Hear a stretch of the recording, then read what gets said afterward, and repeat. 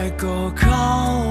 ใจกับเหตุผลที่เจ้าต้องไปในวันนี้กับความหาความผูกพันที่เคยมีต่อจากนี้จะเป็นจะตายก็คงต้องลืมเพราะคนที่เจ้าฝันคน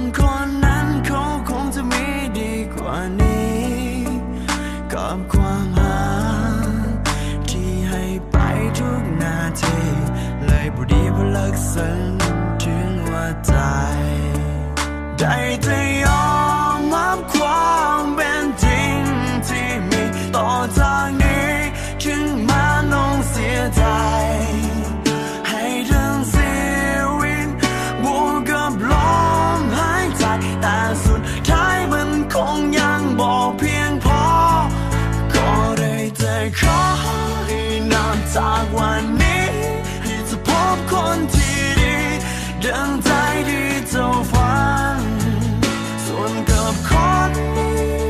ก็หัวใจที่ซ้ำก่อนจะยอมทนจะฟื้นในวันที่เสียใจ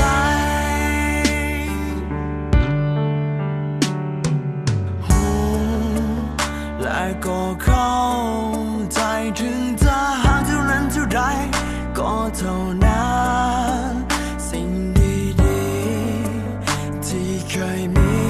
ให้กันจากนี้มันคงจะเป็นเพียงฝันไปได้แต่ยอมรับความเป็นจริงที่มีต่อจากนี้ถึงแม้ต้องเสียใจ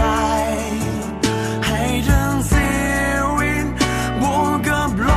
มหายใจแต่สุดท้ายมันคงยังบอกเพียงพอ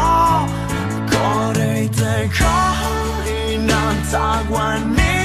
ที่จะพบคนที่ดีดังใจที่เจ้าฝัน